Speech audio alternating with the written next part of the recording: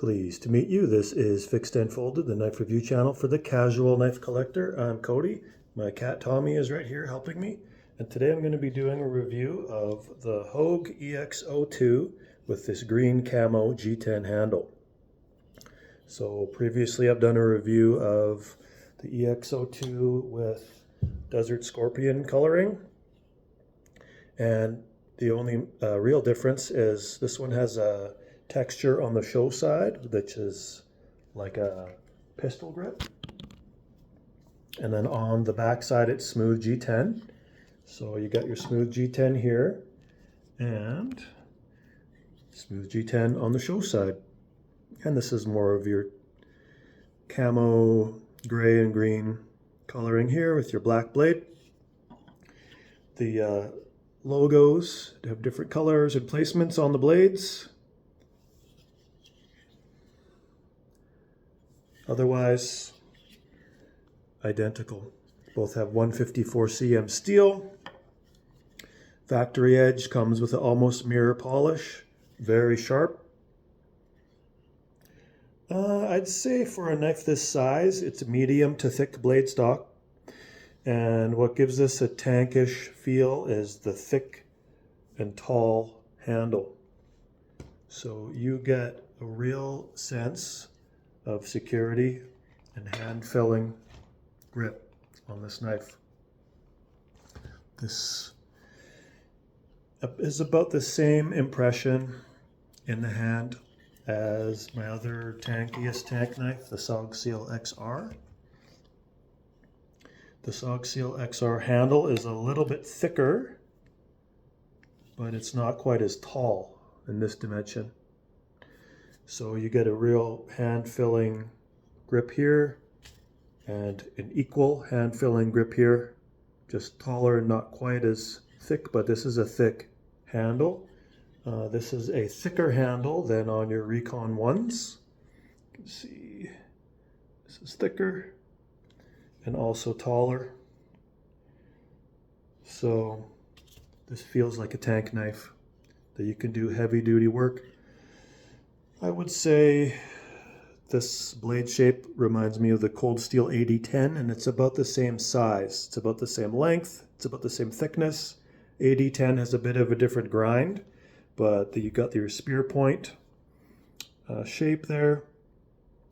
And this is made to do similar types of hard work, heavy duty tasks as the Cold Steel 8010. This one is a different price. This one is, we're looking at about $360 Canadian. Both of the models cost the same. You have, I believe this is a PVD coat or a Cerakote. This is one of the good coats that are really durable. And let's do a weight of it here. I'm guessing this is like 6.2 ounces, 6.6 ounces. So anything over 5 ounces is heavy, but this should be heavy. This is a big knife. And so compare that to the Hogue EX-02 which is my heaviest knife at 8.2 ounces. So still, this is manageable. This definitely is going to take up space in your pocket. This is a big knife. What's a typical pocket space taker is like a Spyderco PM2. Well, this is about the same profile in terms of height. It's a lot wider and significantly heavier. But again, the trade-off is you feel like you can have good hand comfort for doing heavy duty cardboard cutting tasks and whatnot all day long. So let's do a measurement of the blade length. You have an overall blade length of just under 4 inches, 3.8 inches, with a cutting edge 3.5 inches. You have a usable main grip of the hand position of 3.5 inches, and then a choke up you can use for about 4.5 inches. So this is a usable choke up spot. I have extra large hands, and you can see My hands pretty much, like, certainly 4-finger grip with gloves, but if you have anything larger than extra large hands, might be too small in the back for you unless you choke up. Then you got plenty of room. There's a nice jimping here on this side of the flipper tab that provides a sense of security for choking up. And there's no jimping on the flipper side, so this is just for the choke up position. Large flipper, and you have a really nice action on bearings. You have a safety lock, so this will lock it in the open position. You flick the switch up, and now a metal tab slides into the liner lock, preventing the liner from closing. So you have some security there in open. It's open only. You can't lock it closed. So you're unable to use that switch when it's closed. Perfect centering. Fit and finish is excellent. Both of these pocket clips I removed. They come tip up carry from the box. I move it down to tip down carry because it's more comfortable for my hand. And then this bill is quite aggressive from the box. And I just put some microfiber cloth over it and some pliers and bent it down. Now it's still usable, but it's perfectly comfortable in the hand. Not a hot spot at all. Nice wire clip. Got your little raised plastic towers there. These long screws that go in. And there's a little bit of lateral movement. That's just mostly the flex in the metal itself. So sense of quality is excellent. G10 handles are contoured and smooth, so really comfortable. My thumb in thumb forward position rests on this, I would say, coarse jimping. Comfortable, but as you can see, it's a little bit aggressive. And yeah, this lowered position on the blade lowered from the handle is actually really comfortable. So yeah, if you have up to extra large hands, I'd say large to extra large is going to get the most use out of this size. Medium, this is going to be too tall for you probably. And then double extra large, your finger's going to be sliding off the back. This kind of reminds me of that Kaiser Invictus or Kershaw Blur, in that it's a tall, sort of not overly long, but a tall handle that gives you really good lateral control because your thumb fits into this open back here, and that provides you extra stability for to prevent twisting. You got some really mild jimping inside of the back spacer there. And you also have jimping underneath that is a little bit more aggressive. That is a little bit noticeable in reverse grip. I think that's what this jimping is for. It's to help you with traction and reverse grip. I don't know what the material is for the liner. It looks like it's a solid piece, so this is going to be steel because this is actually part of the liner here. So you have a steel attitude adjuster, walnut crusher on the pommel there. Visually, it looks cool. It reminds me of like Bullet Bill from Super Mario Brothers, just going across. It's kind of got that fat bullet shape. Yeah, this is a good alternative to the Cold Steel 8010. Only thing I didn't like about, two things I didn't like about the Cold Steel 8010 is I think it only comes with a satin blade, and satin blades, I prefer a stonewash blade. They're less fingerprinty.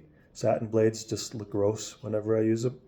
And also the pocket clip was too fat, and the top edge of the pocket clip would be a hot spot in my hand for the Cold Steel 8010. So this addresses those problems. You get a nice matte coated blade, durable, and the wire clip is comfortable. There's no hot spots. Of course, 154 cm is not as good as, I believe it's S35VN or S45VN.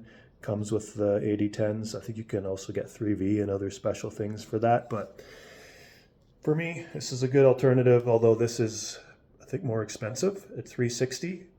You'd have to get a real fancy Cold Steel 8010 to be around that price. But with that one, you also get contoured and smooth G10. So yeah, this is sort of comparable to that. Although you have this one, that nice, well, I like it, huge flipper tab.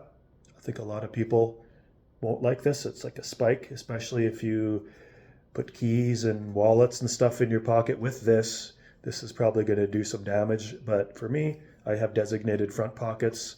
Just put the knife in and this won't do anything. Do a size comparison.